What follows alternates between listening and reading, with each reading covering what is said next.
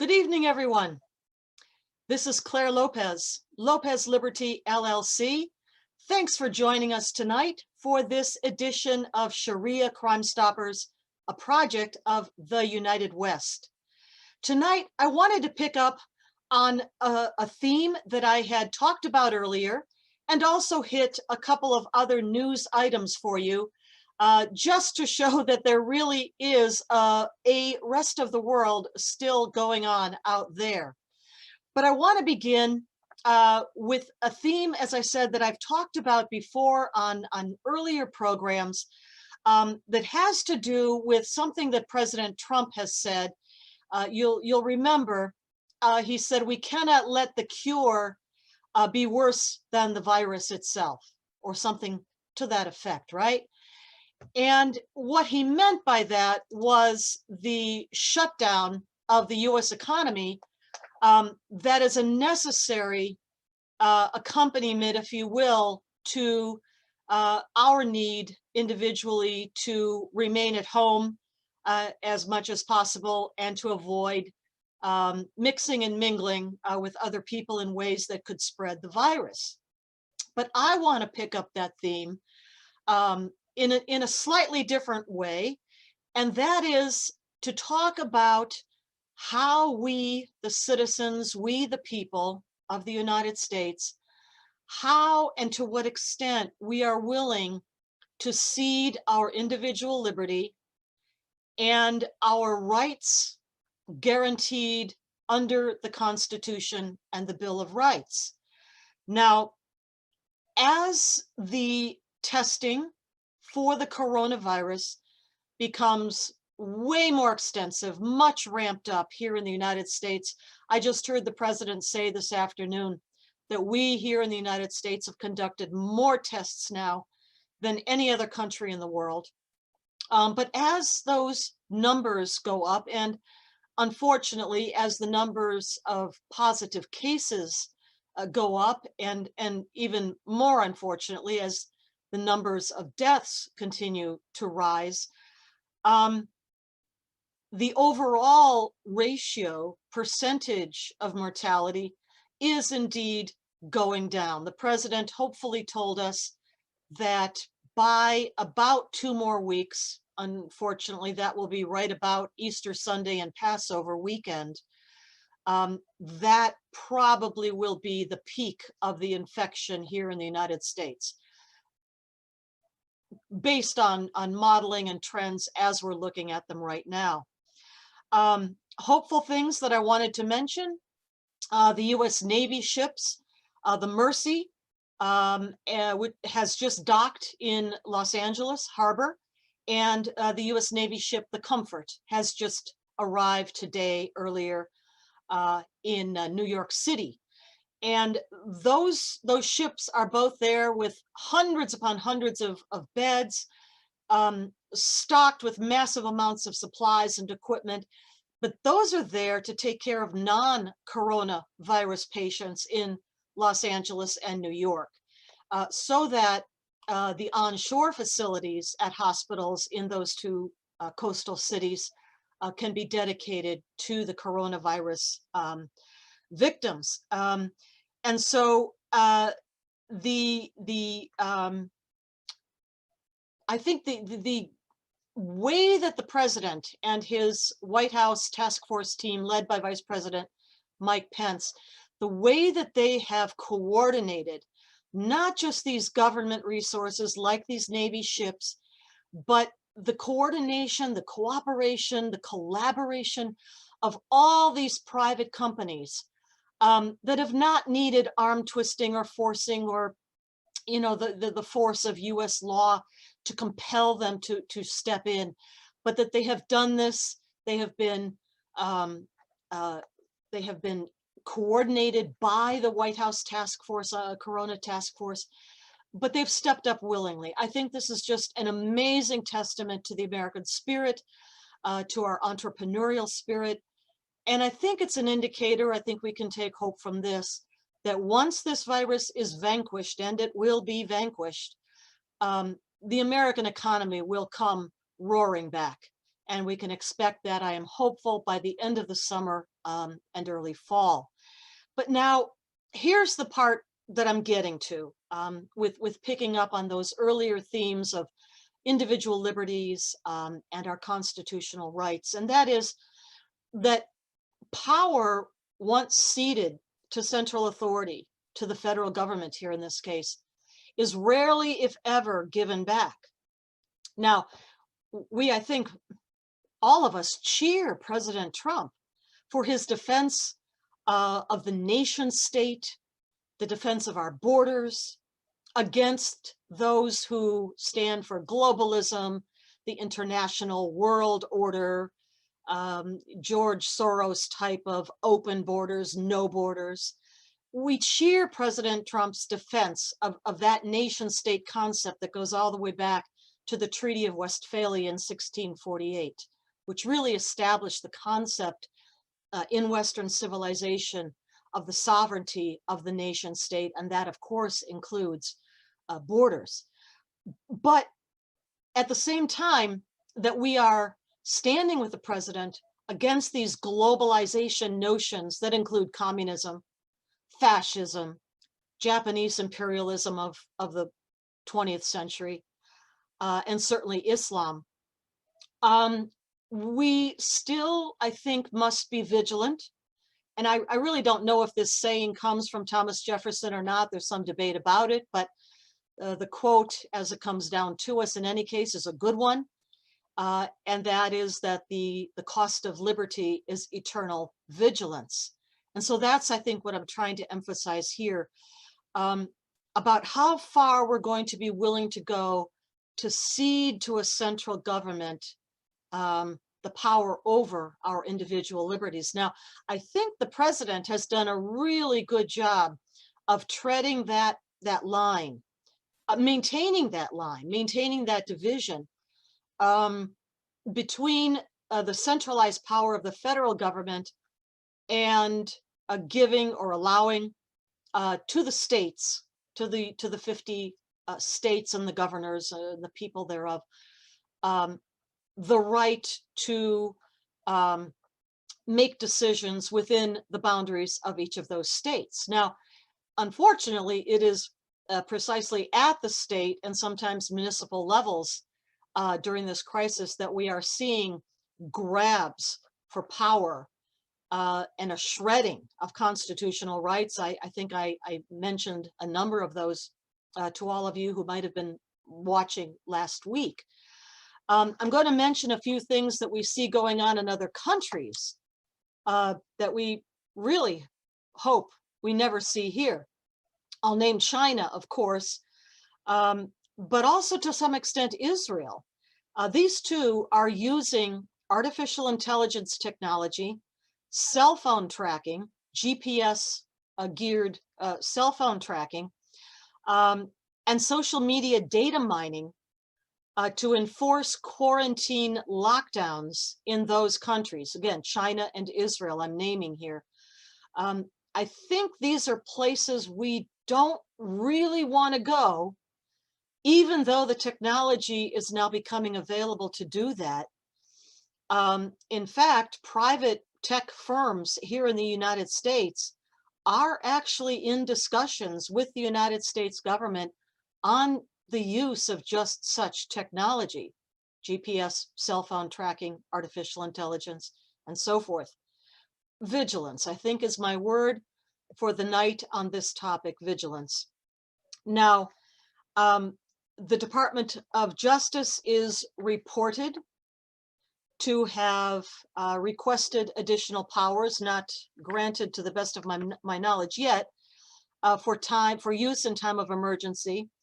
The power, for example, to pause constitutional processing, meaning pre-arrest, post-arrest, trial, the right to see a judge, to trial by jury. These things are reported. I don't believe they've gone into effect, but these are the kinds of things that we ought to be concerned about and vigilant about.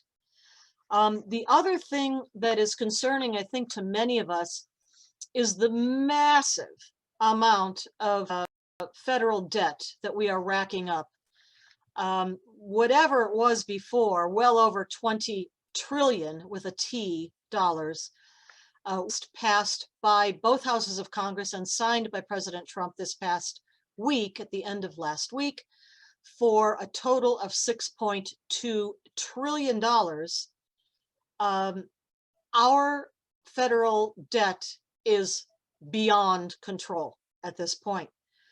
Now, if this is just a bridge to control, to get past the COVID-19 pandemic, and that the trade-off is to save a massive multi-trillion dollar economy, maybe we take a deep breath and trust President Trump.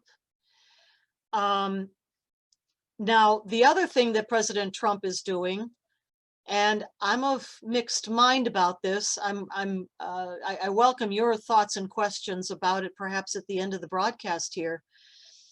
President Trump is essentially seizing control of the Federal Reserve, our central banking system, and placing that under the control of the federal government, the United States Treasury Department. Now, I know why he's doing it, and I know that for a long time he has thought that the Federal Reserve has not acted in the best interests of the United States economy, and that now placing it essentially really under the control of the US federal government and the Treasury Department allows the president in this time of crisis to make more decisions in financial areas. Let's see. Now, as far as federal quarantines go, again, as I said, it is largely the states and the municipalities which have this authority. The federal government is not going to go and order a nationwide quarantine, lockdown, martial law. Step away from the blogs, back away slowly from the blogs, okay? But at the same time, we do see, as I said, state and municipal leadership, as in New York City, Chicago, New Orleans, issuing orders at the state and municipal level that very much restrict constitutional rights and liberties granted under the Bill of Rights. Now, the US Constitution, Article 1, Section 8 is what's called the Commerce Clause. And this clause permits the federal level, that would be the president, to determine what goes on between states. In other words, the president could issue an order, he's not done this, but issue an order restricting travel between or among states, but not within states. That authority rests with the state level government, governor, legislature. So there is constitutional authority for restriction of movement nationwide between and among states. The president has not invoked this. Doesn't seem that he's going to either. Now the states, back to the state level again, they do, the governors of the states have the power to call out the National Guard. The president does have the exceptional power to call out the guards, plural, in several states, to nationalize the National Guard, but he's not done that. And so up until now, it is the states that have the authority and are and have been calling out their various National Guards. Now, more than, I think around a couple dozen at least, states now have called up their National Guards to help with things like maintaining order, maintaining guard over things like warehouse, distribution of emergency equipment and the like. But I think we all remember back in 2005 during the crisis of Hurricane Katrina in the state of Louisiana, and in particular in New Orleans, when the National Guard literally went house to house, seizing privately owned firearms. Now, that is the kind of thing I'm warning against. That is the kind of thing that we do not want to see.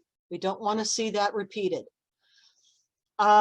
Now, the states also have the authority to enforce isolation, stay-at-home orders. My own state of Virginia apparently is going to issue such an order taking place at midnight, well, 11:59 tomorrow night, that being Tuesday night, tomorrow night, in time of pandemic like now. The states also have the power to close down what we otherwise would have thought of as our First Amendment rights. For example, freedom of assembly, freedom of religion, to include all kinds of gatherings, concerts, theaters, sports, houses of worship of all denominations, to close, but it has to be uniformly enforced. It cannot be pick and choose. I shut down this theater, but that sports arena can stay open. No, that is not the way it goes. They either have to be uniform in the shutdown of all of them or none of them. And to the best of my knowledge so far, this is pretty much what's been happening. Now, let me just finish this particular theme here, talking about special powers in time when continuity of government might be in question in time of severe crisis. Now, this authority goes back to the Eisenhower administration of the 1950s and what's called the Insurrection Act. And really, the powers for ensuring the continuity of government, they really had to do, certainly back then, with fears of a nuclear attack. Remember the depths of the Cold War. This is the 1950s and the Eisenhower years. Invasion by an outside hostile foreign force, or literally insurrection, rebellion, armed insurrection within the country itself. That's what this was for. And it would allow for exception to be made to posse comitatus. That is about the use of the US military, not just the National Guard, but the US military within US borders. And I don't mean just for the defense of those borders, which is precisely what the military is for, but rather within the country as a whole. Now, what we're dealing with now is not an external invasion, except if you think of the virus as such, and we might, right? But of armed forces, an invasion of armed forces from without, nor is this a nuclear attack. It might be thought of as a biological warfare attack. I think of it that way. But in any case, we really have to think about these wartime, insurrection time powers that really go beyond the natural disaster events of a localized hurricane, tornado, fires, floods, and that sort of thing, or terrorism even. But this is nationwide. Yes, there are vast swaths of the country, throughout the middle of the country, that really are not much affected. Yes, every single state does have at least one case of coronavirus, COVID-19, I should say. But there are many states throughout the middle of the country that have very low numbers, in low, perhaps single or double digits. And they really don't have to be affected in the same way by measures like are being taken in New York City, for example, California, perhaps New Orleans, perhaps some other cities. So we really have to think, I mean, we're doing this on the fly in the middle of the coronavirus pandemic, But certainly when it's over and done, we at the citizen level and at every level of government, from local to regional, state, and federal, some real serious thought about how we want to handle these kinds of events in the future, because they will happen again. Pandemics will come again. All right, so let me just finally wrap up this part of tonight's discussion with you with what probably is necessary, and I think probably what President Trump is thinking about. He is extending the stay-at-home order through at least the end of April, 30th of April. But during that time, and certainly thereafter, I do believe he's considering regional or local differences, as I just talked about, in the spread, in the severity of the virus pandemic outbreak. And so in certain places, and perhaps on a staged, stepped kind of a plan, that the young and the healthy would be encouraged to go back to work, on-site work, not just at-home work over the internet. But those at risk, those older, those with compromised immune systems or otherwise underlying health issues would remain at home and isolated. But those hot spots like New York, and as I've mentioned, other cities, New Orleans and other places, they may need to remain quarantined for a much longer period of time, unfortunately, than even the rest of the country, as I've just described, not so severely affected when the rest of the country gets back to more normal business. The final thought, and I'm sure this is on President Trump's mind, Larry Kudlow's mind, and others, is that all the liquidity and the cash being infused into the economy, and much needed right now for individuals as well as small businesses and large businesses too, industries like the airline industry, the cruise line industry, and so forth, restaurants and all of that, all the liquidity and the cash, you know, being targeted their way will not matter in the end if we kill off entire sectors of the economy and they cannot get back to work within some matter of weeks. So let me stop there on that particular theme. There are two more themes I want to touch on tonight, and these lie beyond our borders. I think we need to consider that there are other things going on in the world that are critical, that we should be informed about, and that we will have to deal with after this domestic coronavirus crisis has abated, at least. The two things I want to touch on are the Turkish government's conflicts with Russia, in particular, involvement in Syria and in Libya. And then secondly, I want to talk a little bit more about where the Russia-Saudi Arabia oil price war is at this time. So as regards Turkey, you know, we've talked before about the regime of President Recep Tayyip Erdogan, his AK party, that is the Justice and Development Party, his party that he helped to found. And they're very open and blatant references to the reestablishment of the Ottoman Empire by means of jihad. And these are not my words, they're the words of Erdogan and his senior officials, including from his Ministry of Defense. Now, I think we all realize that Turkey, for some time ago, sent thousands of troops, Turkish army troops, into provinces like Idlib province that used to be part of Syria, in order to carve out a zone of influence, and to ethnically cleanse, I'm going to use that term, ethnically cleanse Kurdish forces and civilians that had been there.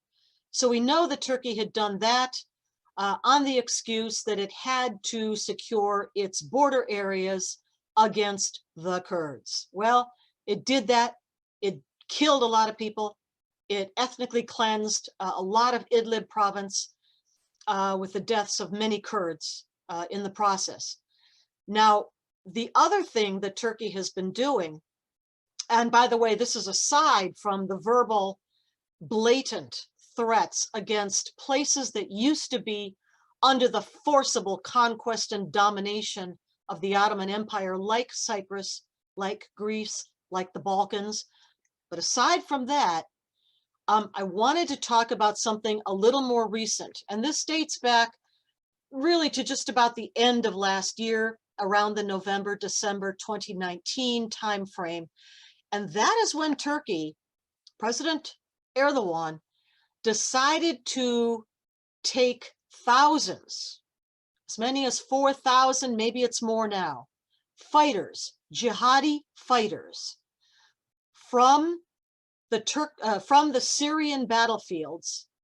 And these are not Turks. These are jihadi fighters with allegiance to Al-Qaeda, to Muslim Brotherhood militias, to the Islamic State. But up to and maybe more than 4,000 of these jihadi fighters, and transport them to Libya. They've done that. Turkey has already done that. I don't know how many more fighters may already be on the way en route. Now, you'll recall, of course, that under the Obama administration, there was a document which still remains classified to this day. So we don't really know what's in it, but it's called PSD 11, stands for Presidential Study Directive 11, as we understand it, issued about August of 2010, Obama administration, that outlines the blueprint of the Obama administration's policy plan for the Muslim Brotherhood. Now, we'll leave domestic aside and other areas aside for now, but talking about North Africa. What this document, to the best of our knowledge, and this is only because of leaks and people talking about it, we don't have the document or the wording itself. We do not have that.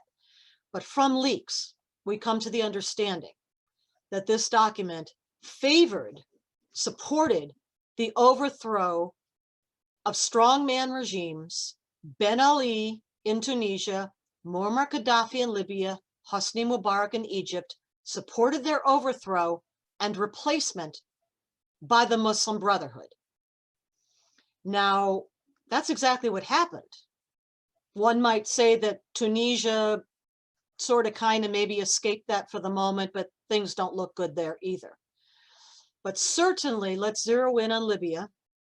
Certainly in Libya, Muammar Gaddafi, no choir boy, a dictatorial tyrant of a ruler of Libya, but he kept order in the place. Not only kept order, but he fought against the forces of the Muslim Brotherhood and Al-Qaeda, against the jihadi forces, even to the extent that the United States government released certain prisoners we had been holding in Guantanamo Bay at Gitmo back to Libya on the promise of Gaddafi that he would put them in his jails. They were Libyans. They could serve in jail in their own home country, but they'd be in jail. And Gaddafi did this. He had Al-Qaeda in his jails. Well, that went out the window with the Obama administration, and pressure on militia forces in Libya to rise up and to overthrow Gaddafi. These were Muslim Brotherhood in the political role. Under them, I mean chain of command under the Muslim Brotherhood, which were the political leadership in Libya, the Al-Qaeda militias. They overthrew Gaddafi October of 2011. And as we know, the place fell into utter chaos thereafter and has been in chaos ever since. Of course, the attack on our diplomatic mission in Benghazi in September of 2012 that took the lives of Ambassador Chris Stevens and 3 other American heroes, injured others severely. And onwards from that date, the place has been in utter chaos. Now, you may know that there are dueling armies at war in Libya now. After the overthrow of Gaddafi, the jihadi forces consolidated power in Tripoli, the capital of Libya, under what's called the Government of National Accord. That is recognized by the United Nations and the United States government. Opposing that jihadi government are the forces called the Libyan National Army under the leadership of General Khalifa Haftar. Haftar and his military are supported by Egypt and President al-Sisi of Egypt, also by Russia. Russia has a number of mercenary forces, specifically the Wagner Group, you may have heard of them, in Libya, fighting on the side of General Haftar. Well, he has made a lot of advances from the east of the country, close to the Egyptian border, advancing all the way westward to Tripoli, which lies towards the west, and besieging certainly the airport, excuse me, in the municipal area of Tripoli. Well, that's all to set the stage for what I wanted to tell you. And that is that beginning last fall, or late 2019, President Erdogan of Turkey sent over 4,000 troops, fighters, jihadi fighters from the battlefields of Syria to support the jihadi militias that are holding out against General Haftar. Now, it is not just the Libyan people who are suffering with this endless civil strife that we're thinking about, although we are. And it is not only the situation in the region, which certainly is causing ripple effects across North Africa and further out into the Sahel and westward. I want to cite King Abdullah of Jordan, who was speaking, I think, to the media in January this year, 2020. And he pointed out that the arrival of these additional jihadi fighters from the Syrian battlefields into Libya puts that many more jihadis and perhaps intending migrants closer to the launch point that many illegal migrants use Libya as a jumping off point, because it is close across the Mediterranean to the southernmost parts of Italy. Now, with the coronavirus outbreak, and certainly in Italy, which is taking a hard hit, but elsewhere across Western Europe and Europe in general, borders have really been closed. I mean, in a way that they were not closed to the onslaught of millions, literally millions, of illegal migrants over the last how many number of years. Those borders now have really shut tight. Schengen Accord, forget about it. So the concern, I think, of King Abdullah of Jordan is real, that putting these jihadis, and certainly the Islamic State, has threatened openly to cede the migrant flow northward into Europe with jihadi fighters, putting them ever closer to the crossing points over to Italy is a dangerous development. The closing of the borders, may forestall some of that, at least for the time being. But I just wanted to mention the really malign influence, the malign activity of the Turkish government, our NATO ally, or ally no more, in taking actions directly opposed to the national security interests and the NATO alliance interests of our Western countries. So let me stop there with Turkey and finish up with the last topic that I want to bring to us tonight, and that has to do with something I talked about before, and that is the Russia-Saudi Arabia oil price war. Now, as we noted, I think perhaps it was last week, there were negotiations going on among the OPEC and also non-OPEC oil producers for some time. That would include Russia, include Saudi Arabia, other countries, because demand had fallen off. Now, in the first instance, that demand fell off because of the United States oil fracking and shale oil extraction revolution. And thank you, President Donald Trump, for additionally lifting onerous regulations that stifled those new technologies and the application of those new technologies, to the point where the United States now is essentially, together with natural gas, energy independent. Okay. Now, obviously, our coming online with hundreds of thousands of barrels of oil, we're going to talk about oil particularly here today, per day, barrels of oil per day, upset the pre-existing OPEC and other agreements about production levels and the relationship between production levels, global production levels, and pricing. And in particular, this hit Russia. Russia doesn't make that much. They don't export that much. They export oil, natural gas, weapons, and maybe some other natural resources, but not a whole lot else. The Russian economy depends to a great extent on being able to earn foreign income from the export of oil and natural gas. And the US coming on stream with all of this new production of oil really upset that. So the OPEC countries had been in negotiations about reducing production. In other words, if there is less production, what happens? The price goes up, right? And that was the intent, not to raise prices in any dramatic fashion, but rather to try to hold prices steady, because the prices were falling with all the extra product coming online. The Kremlin very openly talked about countering or trying to destroy, I mean, really, literally trying to destroy the US fracking industry.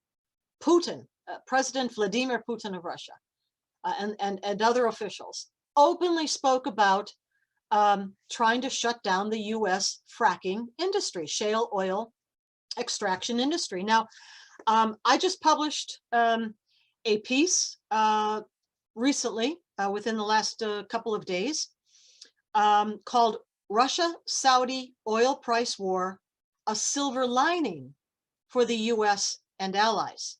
And this is on the Drudge report under Laura Loomer's column, her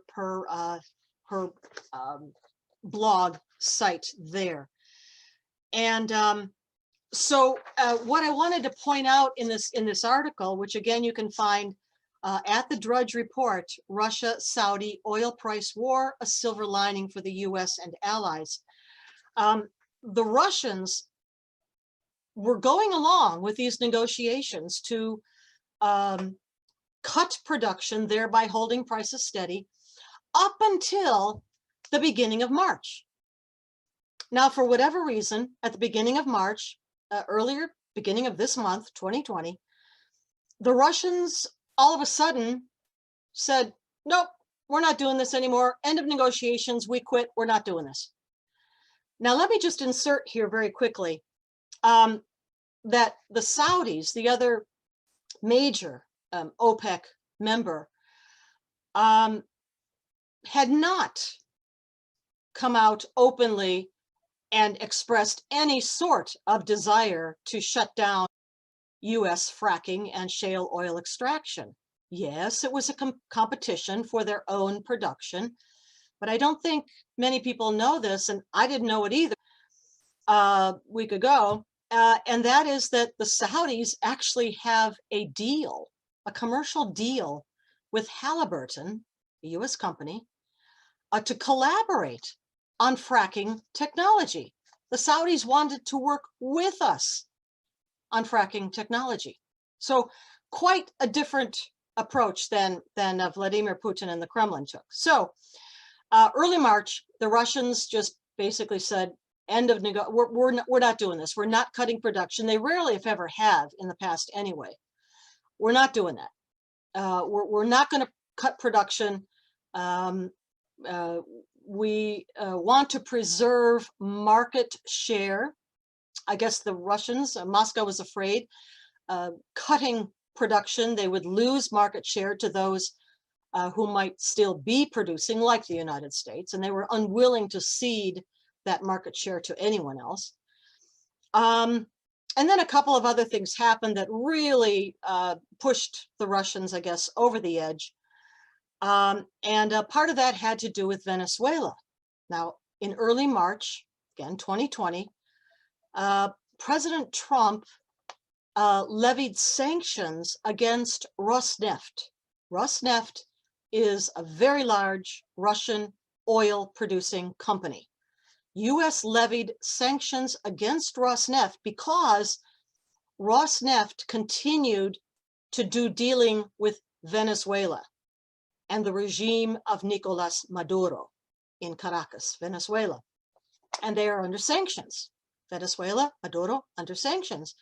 And Russia just would not cut off the trade, which was in oil. It was oil trade with Venezuela to help out Maduro and keep him in power. So President Trump levied sanctions, very reasonable.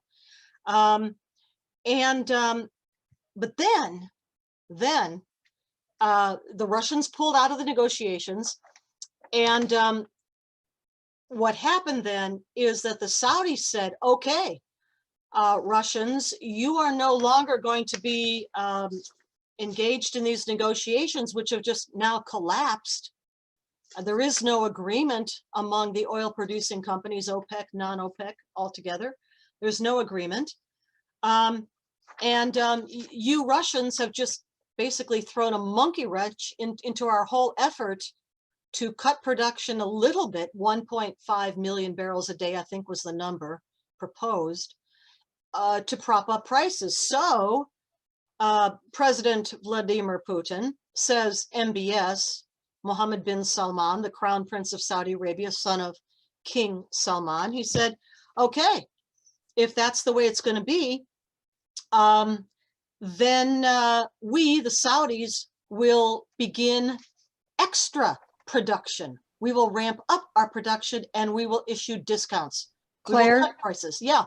I need you to move your screen up a little bit. It tilted. Oops, I see what you're saying. Oh, Thank sorry you. about that. Oops. So the Saudis immediately took steps to increase production and also to drop prices, to offer discounts on oil. And they've held to that. Now, what it's become is an oil price war, and each, the Saudis and the Russians, are trying to hold onto their market share. And each of them, Riyadh and Moscow, thinks they can make the other one blink first. Now, both of these countries, Russia and Saudi Arabia, have massive financial reserves, somewhere in the range of, I think it's something like $500 billion in reserves, each one. They will both be required to dip into their reserves to maintain this oil price war as long as they do. But each thinks they can make the other blink first. Now, in the midst of all this, because of lower demand, we said already because of fracking and the United States shale oil production, but now additionally because of the coronavirus and drastically reduced demand for oil and natural gas too, and other energy products across the entire world, the break-even point for either Russia or Saudi Arabia, and it is coming very close to the price point, break-even point, even for United States oil producers, drillers, rig operators, and so forth. Here, let me conclude, because this oil price war is ongoing. It has not let up. Let me just add the last couple of developments. I'll talk about the silver lining, and then we'll go to questions. So I talked about those sanctions that President Trump has levied, certainly against Venezuela and the regime of Nicolas Maduro, new sanctions as of this month earlier against the Russian oil production company Rosneft, because they kept dealing with Maduro. Well, at the end of March, just a few days ago, 25th of March to be precise, the Trump administration actually charged Nicolas Maduro, the president of Venezuela, with heading up a narco-trafficking cartel called the Cartel of the Suns, and charged that cartel with trafficking cocaine into the United States. And then the Trump administration offered a reward of $15 million for information leading to the arrest of President Nicolas Maduro of Venezuela. Now that really got the attention, well, of those who are not glued 24/7 to coronavirus, but this is a really significant development. And I really wanted to highlight it because it really takes another step against the Maduro regime, another step of pressure to bring down that regime. And certainly we know that that regime has been facilitating the trafficking of cocaine, by the way, with the full, complete participation of Hezbollah. Yes, Hezbollah, the Iranian Lebanese Shiite terror proxy, deeply involved in the cocaine trade out of Colombia through Venezuela and on up through Central America and all the way to cooperation with the Mexican drug cartels, and then the trafficking within the United States and Canada too. So those are the latest developments. Now, let me get to the silver lining, which I do outline in this article of mine at the Drudge Report, Russia-Saudi oil price war. And here's the silver lining, right? So while the Saudis have a very ambitious domestic spending plan, MBS's Vision 2030, for domestic development, for diversification away from purely extractive industries of oil and petroleum products. The Russians are dependent on their oil income for a lot of other things, to include foreign adventurism, as in propping up the genocidal regime of Bashar al-Assad in Damascus. And so the Russians are going to have to cut back on some of that, on the production of weapons, the production, domestic production of weapons, and spending money on the Russian military. So it's a difference in what they're going to have to cut back on. The Saudis will have to take a hit and cut back on their domestic spending plan, postpone certain projects related to Vision 2030, but the Russians will have to cut back on their attempts to export power and influence so far from Russia, that is, to the Middle East. And I think that's a positive coming out of all this. The Israeli Defense Forces, a spokesman for the IDF, just within the last week or so, commented on their observation that there's been a decrease in enemy activities aimed against Israel in recent weeks in the region. Now, they didn't say specifically Iran or Hezbollah, but that's basically what they meant. And that ties into the entire Russia-Iran Hezbollah operation to prop up Bashar al-Assad. As well, Iran, which is working hand in glove with the Russians and supported by the Russians.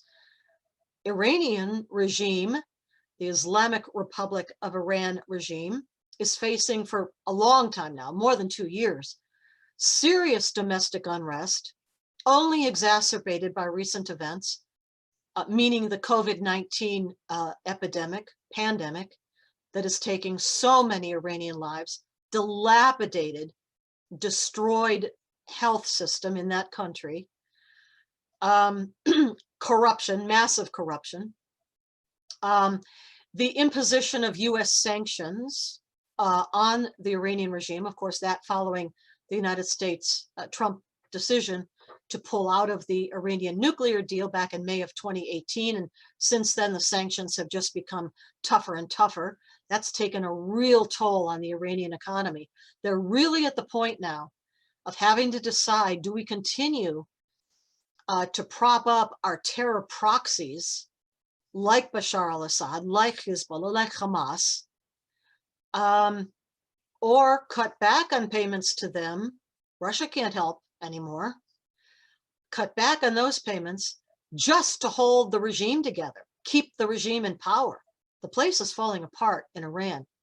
Much sympathy goes to the Iranian people who are suffering terribly in terms of economics. Poverty is widespread. Healthcare is abysmal. But now it's affecting the regime itself and its ability to wage war, project terrorism throughout the region and further abroad. We talked about Hezbollah in the Western Hemisphere here too, right? With the loss of Qasem Soleimani, the former commander of the Quds Force, who oversaw so much of the Islamic Republic's malign activities and terror support activities throughout the region, with the loss of Soleimani, his successor, Ghani, is not up to the task. I mean, thankfully so, right? But with all of these challenges is what I want to get at. Iran is going to be forced, is observably, reportedly already being forced to cut back.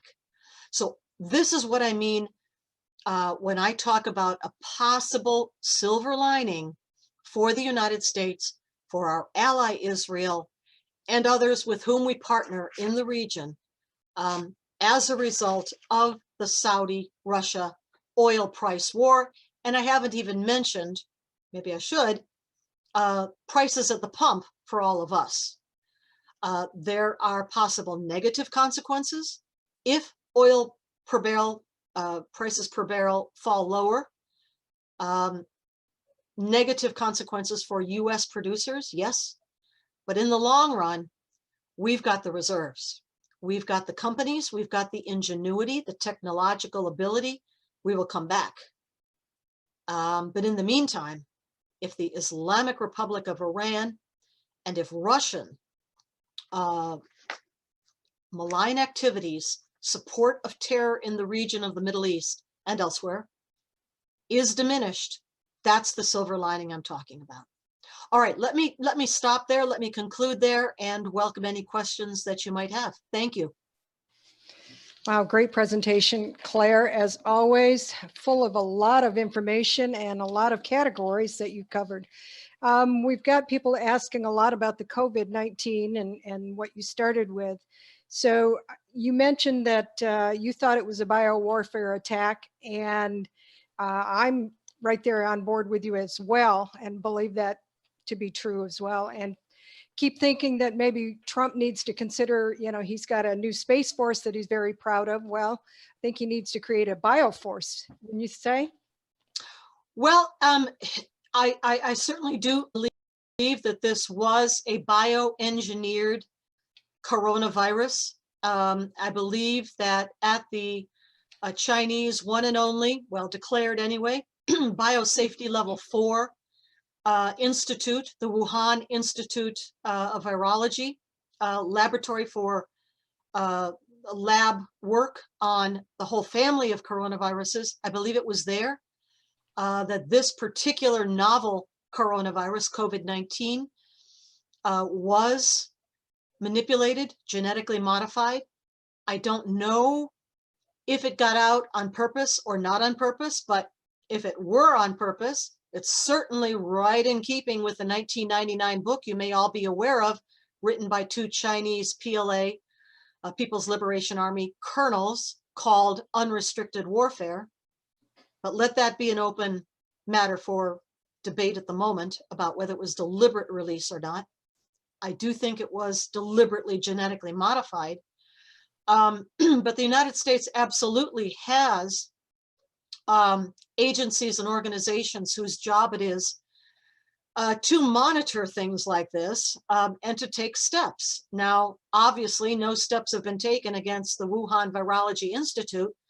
I don't know if it's the Space Force that needs to do that, but certainly places like USAMRIID, that would be the our own Virology Institute inside of Fort Detrick in Maryland. Also, National Institutes of Health and the Centers for Disease Control and Prevention Atlanta, all of these would be engaged in, number one, determining, first of all, whether this virus was indeed bioengineered, genetically modified.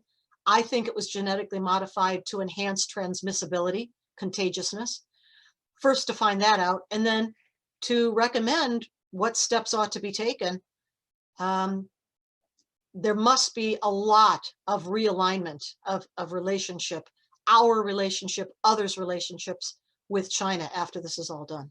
Agreed. And there's been a question on what we can do to put pressure on China and try and look at the wet markets that are out there across probably China and other Asian areas that need to be looked at, and whether or not there's ways to shut those down. Absolutely. China in the past had shut down some of these so-called wet markets. They're called that because they're live animal markets, where live animals are slaughtered on site, and then the meat sold to customers. That's why they're called wet markets. They had shut them down previously, but then they allowed them to reopen. And yes, they do exist in some forums in other East Asian countries. Yes, those have to be shut down. This would be a responsibility of the World Health Organization. Unfortunately, the WHO has been, at least in my opinion, far too willing to align itself with the Communist Party regime in Beijing. The steps that need to be taken, I think, will include things that are already happening. And number one, for the United States, that means bringing home manufacturing and production of critical national security items, products, and absolutely that's got to include from now on pharmaceuticals and medical supplies. Absolutely. There's nothing wrong with outsourcing some of that to some places, but not to a regime like China's that is our declared enemy. Right. So that's already happening just because of necessity and because American companies are seeing the market opportunities for doing so. So I think we're going to see a lot more of that. Okay, we've got one talking about an order that Trump, last Friday, on March 27th, he signed an order to activate 1 million military reservists for a period of 2 years. Any information on that, and what's going on with that? Well, I mean, for example, we see the enlisting, if you will, of the two U.S. Navy ships, the U.S. Navy ship Comfort and the other one, the Mercy, as we said, going to Los Angeles port, going to New York City port. That is, an enlistment of U.S. military forces to aid and support in this crisis. I suspect the 2-year mark is simply an outer limit of a period of time, so that it doesn't have to be renewed every 6 weeks or something. But those military have to do no with the institution of martial law. As I said before, just please back away from the blogs on that sort of misinformation, but rather to supply assistance like those naval ships, or like other things which have to do with transport, or maybe the use, the dipping into stockpiles of US government medical supplies and the like. Well, this might be from a blog. I'm not sure. I don't think I've heard this, but somebody's asking about where Trump is seizing the Federal Reserve and taking control of it. Yeah, this is what I talked about towards the very beginning of this evening's presentation, and that is that what President Trump has done is deploy and I'm no economist, so I hope I'm not misstating anything here, but this is my wording, my impression of what he's been doing.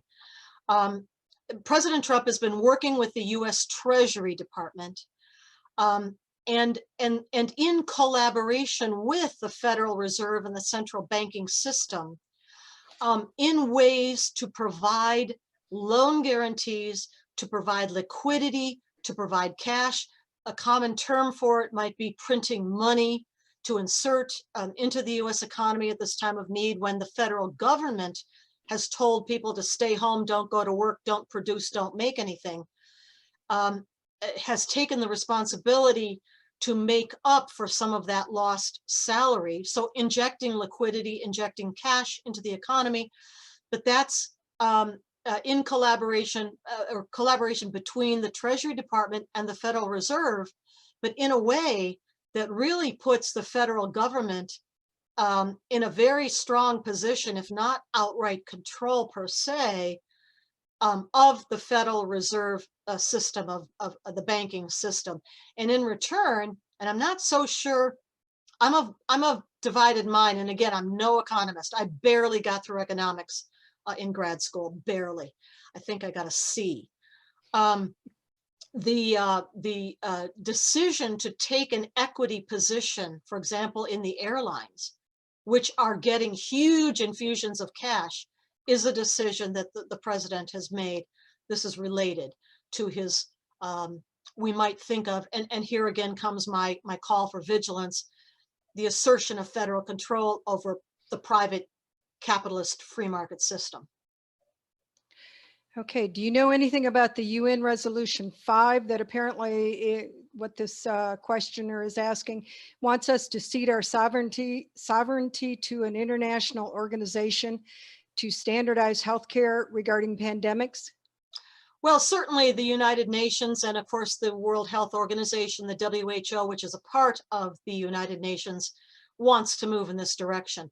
But I really have to applaud our President Trump because he's aware of this. I think he's wary of this.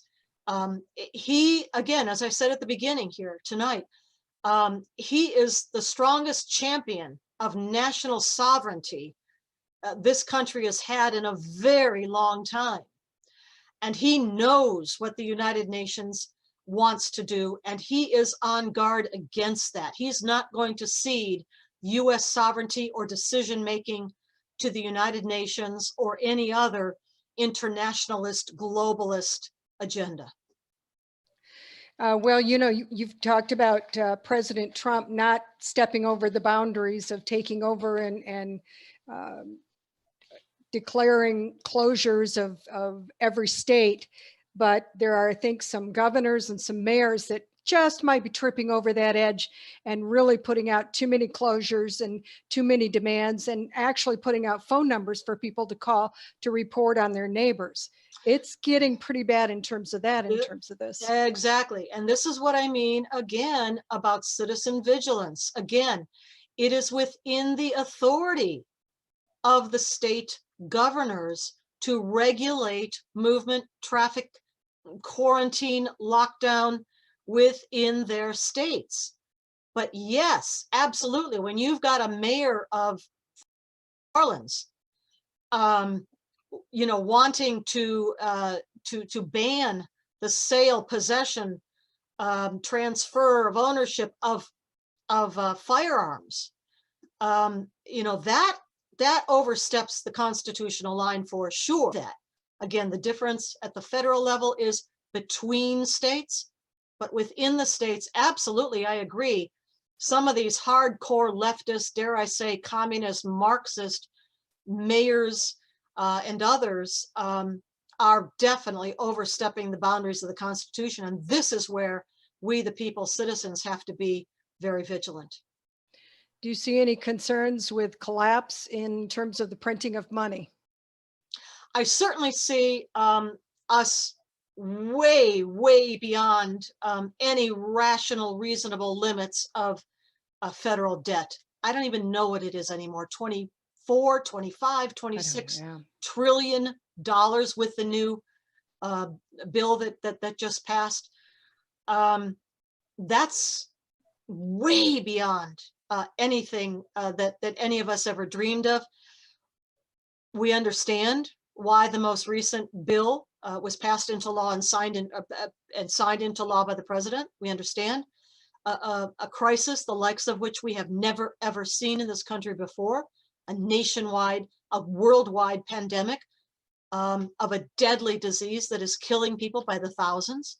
Okay, but we have really got to talk to our representatives in Congress at some point when this is passed about that debt ceiling. We cannot just continue printing money, or we're going to enter a period of absolutely runaway inflation, and then watch out. Right now, inflation is very, very low. But with this and afterwards, we need to watch out. Well, that's the last of the questions and comments. We really appreciate all that you've given us tonight. A lot to think about, and we're going to look forward to seeing you come back. I don't remember what the date is now, but I know you're going to be coming back here shortly and giving us new stories as well. So thank you for everything tonight, Claire. We really appreciate it. Great job. Thank you. Thank Sharia Crime Stoppers and Dick Manaseri, United West, and the whole team there, and all of you listening and watching as well. Thank you very much. Thank you, everybody. And we have Raymond Ibrahim coming up tomorrow. So please join us tomorrow. And then Dick will tell you all about what's coming after that. We appreciate you joining us tonight and have a great evening. Good night, everybody.